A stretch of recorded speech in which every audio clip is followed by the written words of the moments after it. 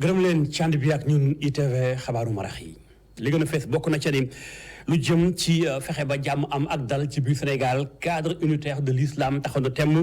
woote ab plateforme nar cee ànd ak bànqaas yi wute itam ba ci lu jëm ci journalistes yi ak këru taskatu xibaar yi ngir ñu gën a ànd def fenn say xaj na dóorandoo waxtaane jàmm ci dal ci biir Sénégal daañu ci ñëw ak gëstu maam Abdou Gueye Kassé ci biir xabaar yi doo ci bokk itam lu jëm ci diwaanu Saloum commune ba Nduppé Lat Mbengue am na léegi ab pàcc bu Nduppé rek plan d'aménagement li ñu bëgg mooy fexe ba lépp luy wàllu ko nekkin ak mbirum gox ba lu koy jubbante tegu ci yoon daañu ci ànd ak correspondance u Adama Sarr daañu ci xustam ci xabaaru marax yi ci lu jëm ci nekkinu askan wi ñaare ñiy soog a dugg ci néegu sëy nekk ay waxambaane yu soog a takk soxnam daanaka dañuy faral di becc seenu nekkin ci mbirum rek réseaux sociaux yi nekkul lu gën lam nar a yàq bare daañu ci ànd ak gëstu bopp soxna Ami Diouf environnement pàcc ban ko jagleel mooy pàcc rubrique bi tey environnement daañu xuus ci wàllu gu yaatu càmbar ko itam ak benn waxambaane di Gilbert Gomis ak la muy yëngutu ci wàllum alam gi Pape Ibrahima Ndiaye moo koy jukki lii moo fees niskis faram fàcce gi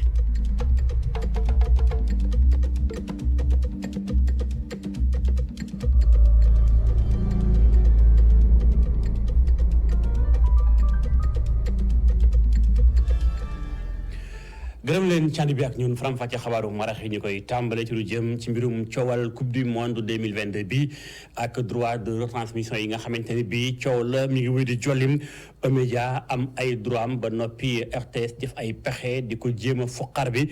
lu ni mel tax na ba groupe média invest ni kon incha allah ëllëg ajjuma dina woo journaliste yi ca maison de la presse fii ci corniche bi ba Nduppé Babacar Touré waxtaan gi mooy dana ànd ak kii avocat am ngir becci ngir askan wi ñëpp mën a xam li xew moom ak ay partenaires am itam ngir ñu daal di leeral lépp li nga xam kon am na ci mbirum droit de retransmission yi nga xamante ne bi ñoom ñoo ko am ci ca coupe du monde Qatar 2022 bi lu ni mel tax na ba mboolem presse nationale ak internationale yi ñu ci woo ñëpp ëllëg incha allah ci boobu lépp ab dajem ca maison de la presse Babacar Touré ci corniche bi ëllëg àjjuma ji ci 16h bu jotee. xabaar yi wéy ci lu soxal mbirum rek syndicat bi nga xam si moo di SATUS di syndicat bi ëmb ñu liggéey ci wàllum université yu Sénégal yi ñoom jamono ji ñi ngi ci yëkkati kàddu loon bëgg mooy seenu nekk ñu mën koo xoolaat itam waaye tam ñu gis ni la ñuy dund ci ay jafe-jafe tax na ba jaaxal leen loolu yàgg nañ yuuxu ba fii amagul saafara ñu nag jot na seen mboolu muyukaay mi ngi tàmbalee bëgg rembat ndaje man ci wote woon yaatu woon lool Ndeye Ami Fall fekke na ko reportage. mbootaay bi dajale bépp liggéeykat bu nekk ci biir réew mi ñoo ngi wane seenub naqar ba noppi di sàkku ci nguur gi ngir mu yokkal leen seen salaire comme ni mu ko defee ak yenn ci liggéeykatu nguur gi Alioune Faye mooy secrétaire généralu mbootaay bi. comme gisaguñu dara nag ci la ñu bokk loolu moo tax ñuy yuuxu loolu moo tax ñuy wax ak presse bi loolu moo tax ñuy wax ak population yi ñoo tax ñuy alerter moo tax ñuy informer président que ndigal boobu egseegul ci ñun. président am yërmande ne day yokku salaire u liggéeykatu état bi te booba ba léegi ministre ki nga xam ne moo ko naroon exécuté dafa joxe bataaxal mu ne commencé na ko exécuté te ñun ñi nga xam ne ci université yi lañu nekk ba tey jii gisuñu dara. ñi bokk ci mbootaay bi nag mer nañ ba futt di ñu xamal ni bu nguur gi wuyuwul seenu boote dina metti lool ci ubbite école yi ñu jëm. fi mu nekk nii ñu ngi ci vacances mais nañ xam ne université dafa war a ubbi octobre te bii bu réglewul fii ak octobre gëm naa ne ubbite bi dina doon problème. liggéeykat yi di dóoree seen waar ci daara yu kawe yi nag lenn rekk lañu bëgg mooy jot seen wàll ci yokkute salaire yi nguur gi tàmbale. jaajëf soxna Ndeye Ami Fall xabaar yi wéy ñu xuus dugg ci lu soxal mbirum cadre unitaire de l'islam bi nga xam ñoom itam ña nga ca woote ngir bëgg ak dal ak jàmm am ci Sénégal yi nemeeku mooy ay at yu néew boobaak léegi gis na ni ñaareem soppeeku jikko la nemeeku ci biir réew mi xastante waaye itam waxante lu ñaaw bëgg jéggi dayo ba yàqante gi xaw a tar loolu ñu jàpp ni kon aye ko ci jokkookaay yu yees yi dana ci baax ngir mën a gën a lëkkaloo yu di mel nag ñu ngi ci lëkkalool bari na média bi ñu ngi ca biir ndaje moom ñu faram fàcceek maam Abdou Gueye Kassé ànd ci ak Souleymane Diallo. idée bi nag dafa daal di yegg si waxtoom ndaxte réseaux sociaux yi dañoo doon ab société virtuelle boo xamante ni lu ne moom moo fay am li nga xamante ni nag dëppoowul benn yoon ak sunu aada ak sunu cosaan lulee de l'islam bëgg cee taxaw temm ngir li ni mel daal di wàññeeku. campagne bi nag dañ ko ubbi mu war a dem ci 4 weer yoo xam ni incha allah lañ cee war a waxtaane jëm ci jooyanti maanaam jubbanti li nga xam ne tey ku ne teg ni sa bët muy yàqu-yàqu jikko yi muy li nga xam ne tey indi na ak boddiwante indi na ay xassante indi na ay sosalante indi na wax yu ñaaw yoo xam ni sunu réew xamuñu ko woon. ngir daal di matale loolee Kudus ak Meta ñoom nag dañoo bëgg a appuyer wu ci média yi ci leader d'opinion yi ak li nga xamante ni moom mooy xutba yi ci jumaa yeeg ci église yi ngir su ko defee ñu daal di sensibiliser bu baax ñii di askan wi. média yi yëpp ànd ak ñoom ànd ko it ak kilifa yi diine yi ànd ko ñi nga xam ne ñooy waaraatekat yi ànd ko ak imaam yi ak képp koo xam ne rek sa kàddu mën naa jib foo xam ne nañ la déglu ñu ànd ak ñoom ngir maanaam wax li nga xam ne tey réew mi soxla na ko mooy nañu jóg ci ndaw ñi du ndaw ñi rek waaye yenn mag ñoo xam ne sax xañ na yor nañu xel moo xam ne du xel ma gën ñoo wax ak ñoom ngir ñu dellu siwaat ci li nga xam ne tey moom la Sénégal xamoon. jafe-jafe bi nag mooy que ni Meta moom dong mënutoo contrôler wala mu limiter li nga xamante ni moom mooy pratique yu baaxul yi ci internet ndaxte am na yeneen plateforme yi nga xamante ni itam fës nañu bu baax te ñii di ndaw ñi di leen fréquenter bu baax a baax bokk na si réseau social chinois bii di TikTok. Kudus te nga xamante ni campagne bi mu ngi koy déroulé si 4 weer comprendre na loolee bu baax a baax. ñoo ngi tàllal loxo ñooñu nga xam ne ñëpp ñooy TikTok ak ñoom ñëpp nga xam ne tey jii xale yi xam nañ ko nga xam ne ci la ñu gën di sukkandiku noo ngi leen di tàllal loxo incha allah daañu waxtaan ak ñoom seet ñoom tamit nu ñuy àndeek ñun ci xeex bi ndax xeex bi moom xeexu Sénégal la xeexu li nga xam ne xeexu diine la bu ko defee ñoom ñëpp ñu ànd it jàppoo jëm ci kanam incha allah xeex li nga xam ne tey mooy jikko yi nga xam ne tey mu ngi yàqu te wax dëgg yàlla jëmul fu baax daal. cadre unitaire de l'islam moo ngi woo waajur yi ñu daal di dugal seen loxo ci xeex mi lee ñu daal di yaraat bu baax njaboot gi ngir su ko defee ñuy wéy di sàmm li nga xamante ni moom moo lal société bu Sénégal. baneen dal gu nu wootee mooy fexe ba askan yu nekk ci jàmm ak dal ci na mbirum koom-koom ak it lu mu ci man di doon si ko def woote woon ko itam ndaje moomee bàngaas bin dénk dialogue social ña nga ca woon ko jiite Innocence Ntap Ndiaye la nu bëgg mooy kenn ku ne yaxal sa xel la mu nësër ngir jàmm am ci réew mi buñ ko daal di beccee yaxal ko ci wenn xët du ñàkk buñ ko jëbalee kilifa yi nguur ak yenn duppee ay ONG dana tax ba nekkinu Sénégal yi gën a ñoŋ ci loolu Innocence Ntap Ndiaye mooy présidente au conseil du dialogue social am na lu mu dénk Gaspard Emmanuel Ndione. waaw dama fi teewe woon ñëw fekk si waa SYCODEV ak Union européenne ñi nga xam ne ñoom ñooy jàppale gouvernement du Sénégal pour wàllu yaatal li ñuy wax protection sociale. am na aussi si réew mi ay pàcc yoo xam ne amuñu couverture sociale looloo tax gouvernement bi aussi def couverture maladie universelle def ay politique yi nga xam ne dina yombalal accès à la protection sociale aux populations parce que koo xam ne amul revenu mënul waxu protection sociale donc faw nguur gi mu jàppale ko au conseil du dialogue social nag ñëpp am mu nekk cadre boo xam ne ñëpp nañ fay toog gouvernement bi ma nga fa ñi nga xam ne ñoo yor bërëb liggéeykaay ñi ngi fa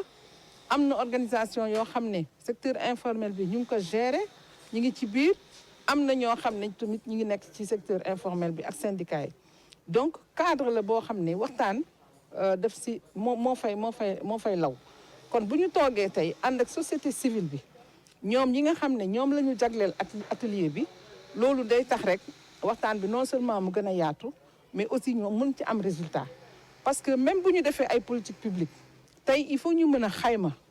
ba pare ñoom tamit ñuy def plaidoyer te xam nga organisation société civile bi Sénégal macha allah wax dëgg ay nit ñu xarañ ñoo fa nekk ku nekk xam sa wàll bi nga nar a def si doxalinu réew mi.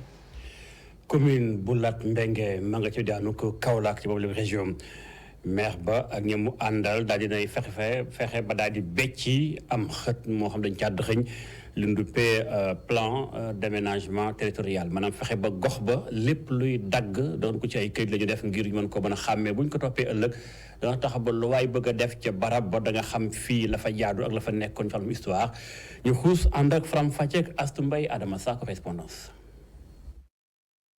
ngir fexe ba saafara jafe-jafe suuf yi nga xamee ne day commune bu Latmingué mu ngi koy jànkonteeg coopération allemande nag jaarale ko ci projet seen suuf daal dina taxawal schéma communal d'aménagement et de développement territorial bu commune bu Latmingué. mooy dañu bëgg a door activité élaboration tëgg plan boobu nga xam ne moom mooy ñëw bu ñëwee dana tax ñu mën a commune bi mën a méngale politique publique yi nga fi am ak politique privée yi fi am yëpp mu nekk nag aménagement bu ñu war a def mu ànd ak ay planification mu nekk jumtuwaay boo xam ne c'est stratégique mooy lan jumtuwaay boo xam ne day xàll yoon wi joxe orientation de développement territorial yi parce que du ngeen ko réeree mbir projet seen suuf dañ ko inscrire ci PSE2 donc mu nekk objectif yoo xam ne président de la République ko tëgg ñu war a joxe ay fixer ay orientation d'aménagement ci niveau commune yi commune Latmingué nag bokk ci commune pilote yi ñu am yi nga xam ne ci la ñuy jàngatee instrument boobu nga xam ne lu bees la parce que plan national d'aménagement du territoire moo ko recommandé pour que ñi ci communes yi nga xam ne ñoo gën a jege askan wi ñu tëgg fa plan yu mel noonu ba nga xam ne dina mën a fixer orientation aménagement ak développement territorial buñ ci paree nag dañuy jumtuwaay boobu dina mën a tax commune bi mën a jukki ci goxam ay projets yoo xam ne dana nekk projet yu bancable yoo xam ne danañ ko mën a financer mu am jeexital ci askan wi may wax ne document boobu nag buñ ko tëggee c'est pour ñaar fukki at ak juróom document stratégique la waaye fukki at yu ne danañ ko saytuwaat yeesal ko. bu ñu sukkandikoo ci ki teewal maire bu commune bu Latmingué day bile jumtukaay nag dafa ñëw ci waxtoom ndax kat dañ doon jànkonteeg ay jafe-jafe jëm ci wàllu ko suuf. schéma bi nga xam ne ni tey moom moo ñuy dimbale ci commune bi muy ci développement ci mbéy ci commerce ci lu mu mënti doon boobu plan bu ñu ko tëggee ba teg ko ci li nga xamante ne moom mooy mairie bi dinañu dimbale nii waaye dina dimbale aussi avenir u Latmingué parce que bépp projet wala bépp bailleur boo xam ne tey yaa ngi dugg ci biir commune bi boo ñëwee fekk plan boobu ñu ne la ñun kat am nañu lii yaakaar naa bu ñu ci jàppee dinañu dimbale mais wàllu suuf moom problème yi ñu ngi koy am waaye yàlla def na ñu ngi koy gérer ñàkk. ci fàttali nag commune bu Latmingué ak commune bu Kër Mbouki ñoom nag la ñu tànn ngir tàmbalee ci li nga xamee ne moo di bile projet. Adama Sarr jaajëf ñëwaat ci waxtaan lu soxal mbirum li nga xam moo di pèlerinage ca fi nga xam mooy daanu kurom ca mboolem catholique yu Sénégal di ko waajal ñaga ca 300 ak juróom fukk la ñu toll yéeg nañ ci fafal naaw gi ba daal di déqi ngir kon jaamu suñu borom tabaraka wa taala ndaje ma ak cérémonie officielle ba nga xam moo doon waajal lu ni mel ci aéroport Blaise Diagne ca hangar des pèlerins ñu xuus ànd ci ak Fram Facek Clément Nicolas Thiaw. lu tollu 300 ak juróom fukk pèlerin ñoom ñëpp ànd ak seeni waajur ak seeni xarit ñoo daje woon ci aéroport Blaise Diagne ngir dem pèlerinage ci lieu saint de la chrétienté lu tollu 2 fukki fan ak benn pèlerin yi ñu woowee pèlerin de la synodalité dinañu dem fu bëri lu ci mel ni Terre Sainte Rome ak Lourdes ñoom ñu ni pare nañu topp yoonu Christa. di sant yàlla di vraiment di gërëm di baalu ak di baal ñëpp ak parce que dem pèlerinage au lieu saint de la chrétienté du lu tuuti donc ba ñu ko annoncé depuis le mois d'avril gisuñ woon ne importance bi mu am mais depuis démb bi ñu defee messe de lancement bi ñu dajeek groupe yi dajeek nit ñi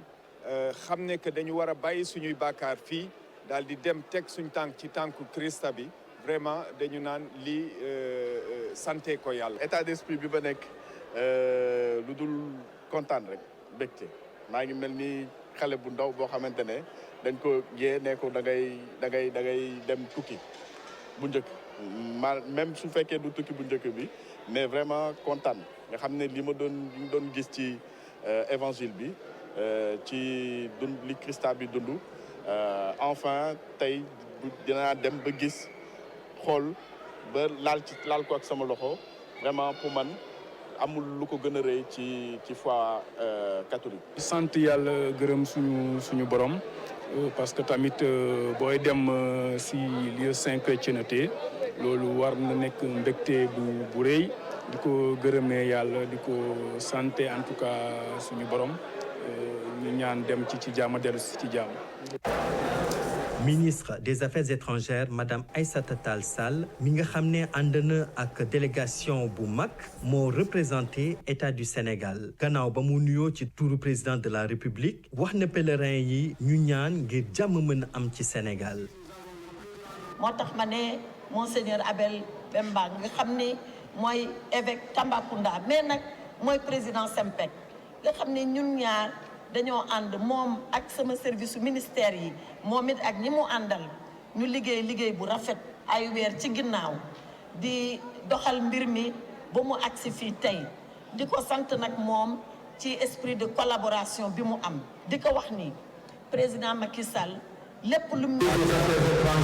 président du SEMPEC du comité interdiocésain national des pèlerinages catholiques monseigneur Paul Abel Mamba moom tamit ginnaaw bu mu sante yàlla nu mu taxee ba pèlerinage bi mën a am ren ndaxte toog nañu ñaari at yoo xam ne amul li ko waraloon moo nekkoon coronavirus bi gannaaw loolu gërëm na état du Sénégal ci nu mu leen jàppale ci préparation pèlerinage bi.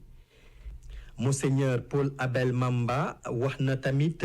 catholique yi ñu gën a participer ci construction suñu dëkk bi ndaxte am nañu ay diine yu bari yu nekk ci dëkk bi. Pèlerinage au lieu saint de la chrétienté dina am ci Terre Sainte Rome ak Lourdes ñaari fukki fan ak ñeent ci weeru août bi jëmale ko fukki fan ak ñett ci weeru septembre bi di ñëw. Clément Nicolas Thiaw ñaanal leen jëm ci jàmm ñëw ci jàmm lépp ñu ñaan borom nanga ko ca làq Sénégal fu yàq yëgul del si wàcc lu soxal mbirum rek li nga xam mooy kon carte nationale de la presse bi nga carte nationale bi nga xam tey presse bi dañ koy war a commencé di ko doxal jàppale ni kon benn fan weeru septembre gi la doon lay nekk lu mënta ñàkk ci ko bëgg a def sa liggéey ci na mu waree am toll ci ñaari téeméer ak fukk ak juróom-ñaari carte yu nu becc jox ko seen i borom ca fee nga xamoo di maison de la presse lañ ci lu mooy ñaax leen ñu gën a farlu ci wàllu gudimel ñu xuus ak Faram Facce ak Aïssatou Kane Moussa Fall. fukki weer ak juróom-ñett ba tey jii lu toll ci junni ak juróom téeméer ak ñaar fukk ak ñaari nit ñoo bëgg am carte nationale de presse waaye ci juróom ñaari téeméer ak juróom benn fukk ak ñeent dossier yu ñu validé juróom benn téeméer ak juróom ñeent fukk ak juróom benn rek jotagum seen carte président commission nationale bi di xamle ni benn fan ci weeru septembre bi la carte yi di officiel. donc tey dañ fi teew pour non seulement jox leen carte nationale de presse mais également partager yenn information yi ak yow ak yéen moo di le 1er septembre 2022 moom lañ jàpp comme date d'exigibilité de la carte nationale de presse maanaam 1er septembre bu jotee képp ku nga xamante ne yoruloo carte nationale de presse boo waree génn ci terrain bi pour def sa liggéey soo moytu sa liggéey dina sooxe. parce que organisateurs yi nga xamante ne organisateur manifestation publique que mu nekk manifestation privée que mu nekk takk der yi boo descendre sur le terrain pour que ñu mun la identifier comme journaliste wala technicien des médias li ñu lay laaj carte nationale de presse lay doon. ngir fexe ba lépp jaar yoon code de la presse bi di faram fàcce ñi war a jot ci carte nationale ak ñu ci warut a jot. li nga xamante ne moom la code bi wax mooy su fekkee ne da nga nekk technicien des médias il faut que ngay liggéey bu nga xamante ne convention collective des journalistes et techniciens des médias prévoir na ko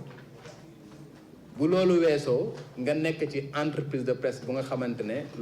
loi bi da ko reconnaître comme entreprise de presse à part de ce moment là yow boo déposé mën nga am carte nationale de presse pour ce qui concerne les techniciens bu dee journaliste bi dañ ne il faut que nga génn ci école de formation en journalisme reconnue par l'État soo génn su fekkee ne génnewoo ci école de formation en journalisme il faut nga am licence dans n'importe quelle discipline nag boo amee licence boobu ba pare il faut que nga dugg ci benn rédaction dafa ñaari at am fa expérience ñaari at pour mën a ñëw déposer avec les justificatifs des 2 ans pour am li nga xam ne mooy carte nationale de presse su fekkee nekkuloo ci ñaari critères yooyu matalewoo ñaari critères yooyu génnewoo école de formation amuloo licence il faut que nga am fukki atu expérience mais loi bi toftalti ne ñi nga xamante ne génnewuñu école de formation muy ñi nga xam am nañ licence ak 2 ans d'expérience ak ñi nga xam am nañ 10 ans d'expérience ñooñu commission bi dafa am obligation woo leen ñu teew ñu saytu leen ndax apte nañ à la pratique journalistique avant ñu leen di jox carte nationale. bépp journaliste ak technicien de média bu ñu nangulul mu jot si les cartes mën na def recours. képp ku nga xamante ne demandé nga carte nationale de presse ñun ñu saytu daal di ne mënuñu la jox carte nationale de presse am nga ay voies de recours am nga ñaari voies de recours mën nga jàpp ne ñun décision ba ñu jël nekkul décision bu nga xamante ne jaadu na nga daal di bind muy recours gracieux bind commission bi pour wax leen ne jàpp nañ ni li ngeen wax mais da ngeen a juum fii da ngeen a juum fii da ngeen juum fii on a la possibilité de réexaminer ton dossier muy recours gracieux mën am nga possibilité également def li ñuy woowee un recours contentieux déposé nga joxuñu la jébbal la kayit ne la joxuñu la li moom moo tax joxuñu la bu la neexee nga dem cour suprême chambre administrative bu cour suprême code bi prévoir na ko nga dem foofu nga def sa requête bu fekkee ni juge yi estimé nañ que ni yow tu as droit à la carte nationale de presse bu ñu jébbalee kayit bu boobaa ñu jox la carte nationale de presse. carte nationale bi dañu ko numériser boole ci mu ànd ak kaaraange képp ku jéem a ñuuj njaaj kaso mun na ko see fekk te taskatu xibaar ak technicien bu sàmmuntewul ak yoon lu liggéey bi tëral mun nañu ko teg ay daan. Les deux premiers là, venez émarger.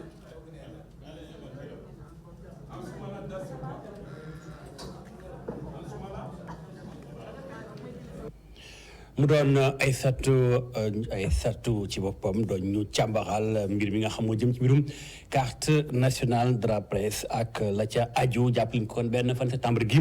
la ñuy tàmbali di ko laaj ci bépp ndaje moo xamante ne bii dañ ko woote rawatina bàngaasu état ak ñoo ko organisé ci biir Sénégal xabaar yi wéy ci lu soxal mbirum assainissement ministre bi ñu dénk wàllum assainissement wàllum ndox mi mooy ndox yu bon ak ndox yu baax yi Serigne Mbaye Thiam ma koy saytu ma nga woon ca Guédiawaye ca plage Malibu dafa doon amal am ndaje mu yaatu doon ab liggéey bu doon tàmbali projet bu am solo jëm ci fexe fa dajale ndox yu bon yi fa la ko war a gëq loolee nag Cambérène bokk na ca ngir ñu gën a mën a aar alam gi ak lu ko war a gunge itam Serigne Mbaye Thiam ba noppee kàddoom jot ñaa ji moom ak Budal Ndiaye. xam ngeen ne fële ci Cambérène amoon na fa benn usine boo xam ne bii moom moo daan togg ndox mi nga xam ne ndox mu bon lay jóge ci wanag yi di ko yóbbu ci géej. projet bi dafa yore ñetti pàcc bu njëkk bi mooy yokk usine bi setal ndox mi fële ci Cambérène jëlee ko donc ci 10 millions ak juróom-ñeent litres yu mu mën a togg juróom-ñeent fukk ak ñaari millions yu mu mën a togg par bés. li mu jël ci alal 20 milliards la soo ci boolewulee impôts yi ak taxes yi. ñaareel bi mooy li nga xam ne moom la ñuy lancé fii tey muy ay tuyaux yu mag yoo xam ne benn bu nekk rek yaatuwaay bi mat na 2 mètres 1 kilomètre ak lu teg loo xam ne lii dañ koy dugal pas ci biir ndox mi rek de ci suuf si nekk ci biir ndox mi lañ koy dugal ndox mi jógee te nga xam ne sellal nañ ko ba pare mooy tax ñu sànni ko fii ci biir géej gi pàcc boobu 10 milliards la ak juróom yeneen juróom-ñaari milliards yi nag mooy études yi environnement bi liñ ci def ak yu mel noonu mu nekk nag loo xam ne lii dafa méngoo ak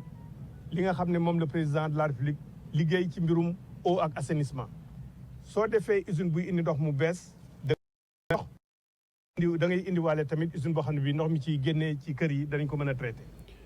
kàddu muy Serigne Mbaye Thiam dañ ñëw léegi sax pàcc bi ñu jagleel environnement ci rubrique bi ñu ko jagleel ak Pape Ibrahima Ndiaye dañuy xamale ak benn waxambaane étudiant bu def lu am solo ci mbirum arrosage dañu si ñëw incha allah waaye bay loolu jàppale ni lu ñu seetlu la ci biir Sénégal yi ñu duppee les réseaux sociaux ñaare nit kuy soog a takk soxna di soog a dugg ca néegu sëy ñaare yomb na ñu becci fa nuy jaar seen soxna nekkul lu gën moo ne mi ngi tàmbalee bëgg a fés lool ñu bari bëgg koo def aw xewit moo tax it ñenn ci askanu seen kàddu jib na ci wàllu guddi mel ci gëstu soxna Ami Diouf. dina bëtu mën na tax ngay nekk ci jàmm comme ni ko mag ñi daan waxee waaye yile kàddu de doon na loo xam ne ndaw yu bëri bàyyeetuñ ci xel ndax rek balaa ñuy am lu leen neex exposé lii nga xam ne moo di seen vie de couple ci réseaux sociaux yi. internet bokk ci li gën a yàq sëyu tey yi ci gët yooyee la ko Oumy Gueye di gisee moom mi lee di borom restaurant ginnaaw ba mu seedee ne rek mësta fekkee ñaari waajuram fu ñuy xuloowee ba muy siiw ba yegg ci ëttub kër gi. gars yi léegi seen lépp Facebook la ak WhatsApp surtout WhatsApp bi moom moo toj dëkk bi moo tax problème yi gën a bëri yow mën nga jotee ak sa jëkkër sax wala sa copain sax yéen ñaa ngeen am problème ngeen réglé ko sans compter kenn yëg ko ndax da nga gis sa yaay sa papa xuloo sax te duñ ko wane si ëtt bi wala dañuy bàyyi bu guddi ñoom ñaa ñuy waxante mais instant yi nii yow ay ñaar nit bu ñuy xuloo nii sa jëkkër ak jabar ñëpp a koy yëg suba teel nga topp ngal bëccëg nga topp ngal sutura moo amatul si néegu sëy yi man ba ma dee ummi ba léegi mosuma gis sama yaay ak sama pap du xuloo sama kanam mosul am man. tendance bi lee doon lu jaaxal mag ñi ginnaaw ba ñu jàppee ne rek waaye dencante yi léegi ragalatuñu bët ak làmmiñ li la tax seen sëy yi di gaaw a tas. lu ñuy dundee lu ne dañ koy sinap lu ñuy dundee lu ne dañ koy esati buñ toogee ginnaaw si esati buñ nekkaa seen jëkk si jàmm esati buñ nekkulee si jàmm tim esati ni dangay am si bàmmeelu biir yaa sa borom kër liy xew si biir lay xew jarul génnee dañ ñeme bët mais moo gën a bon baaxul nee nañ buy ba aadira boo fi nekkee bu ragal sax dem ma mais ragal la cat moo gën a bon baaxul. ca beneen wàll ba moom Omar Faye ñu fekk ko mu sëgg ci machine am mu gis ne rek yenn yi ñàkk xam ak ñàkk yar moo ko waral.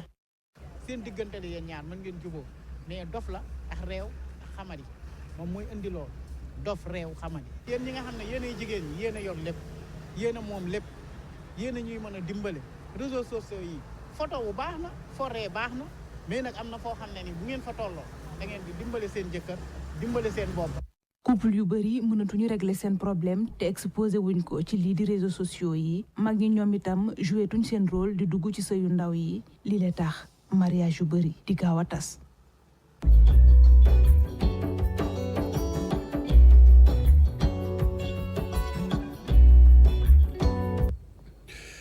Gilbert Gomis lay wuyoo ñu nga ca pàcc bi njëgleel environnement moom étudiant la dafa daal di tàggatu ci wàllum xarala yi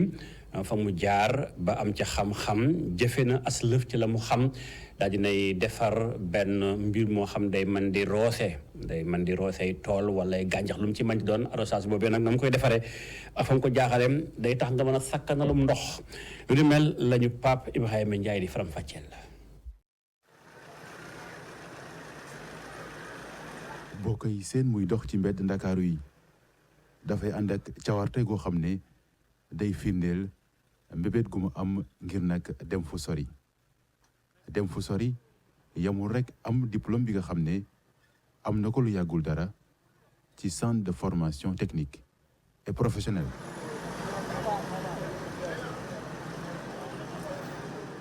Gilbert Gomis cawarte gu mu àndal ambition rek moo ko lal lu koy firndeel sax mooy car rapide yi nga xam ne bis bu yàlla sàkk moom lay jël ngir dem bërëb bi nga xam ne fonk na ko loolu mu doon bërëb bu daal di former ay génération technicien ak chercheurs yu bari yu bëgg a am confirmation.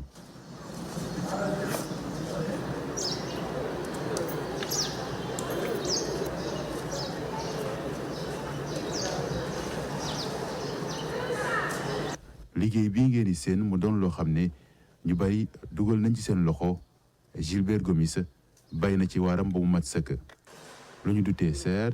di mën a natt température bi waaye tamit ndox mi nga xam ne mën na fee bàyyeekoo ngir meññeef yi. jamono jii nii maa ngi saxal concombre di saxal kaani di saxal tout ce qui est banana maa ngi saxal fraise actuellement donc yooyu yëpp dañuy soxla benn température boo xam ne dafa war a nekk ci en dessous de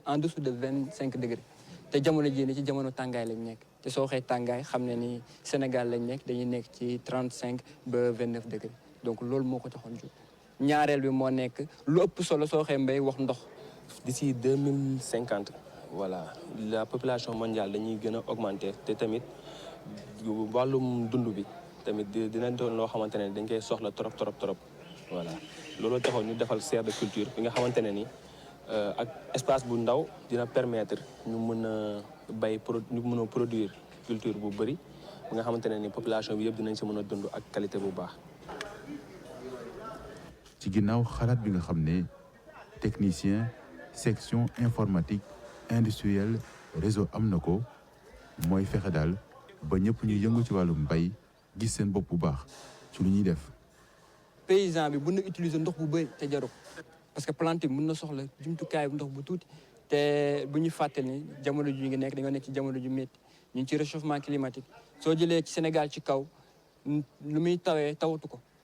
soo jëlee tamit ci yenn dëkk yoo xam ne tamit Sénégal ci suuf des fois mën na taw bu bëri donc ci loolu lañ xalaat ni que lu ci ëpp solo moo nekk lan ñu mën a économiser de l'eau soit ndox bi mu wàññeeku wala ndox bi mu gën a yokku. waaye nag liggéey boo gis rek am na loo xam ne mënees nañ koo jubbanti te système bu Gilbert ak ay naataangoom teg ñu ngi ciy liggéey bu baax ngir fexe ba mu gën a jëm kanam. fi ñuy jëlee ndox pour mi mën a arroser dañ ci def ndox de manière manuelle c'est-à-dire ñun ñooy ñëw tibb ndox def ko ci à partir de là lay mën a liggéey mais ci suñu xalaat yu ñu am bëgg nañ jàng nan la ñu mënee defar ay forage boo xam ne ni que fu ñuy dem tegi suñu système d'arrosage pour ku ko soxla ñu mën ko jëlee ndox ci suuf si pour que l'arrosage soit automatique. beneen mbébét boo xam ne Gilbert Gomis ak ñu ma àndal am nañ ko ngir gën a jëmal kanam seen liggéey mooy fexe daal ba am benn système boo xam ne mën nañ nekk fu sori te di ko contrôler ci lu muy doxee lii nag doon ay perspectives yoo xam ne day tax Gilbert gën a bëgg a dem fu sori ak ñu mu àndal ngir nag liggéey bi nga xam ne def na ko jëmmal bu baax mooy centre de formation professionnelle et technique.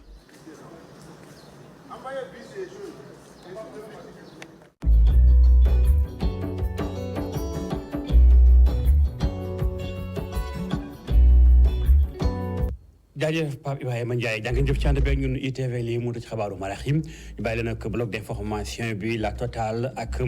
Ibrahima lii ak i gannaaw mu doxal ba ci kanam incha allah 19h45 soxna Hawa dina fi teew jukki xabaar ci français ba ci kanam jaa ngeen jëf.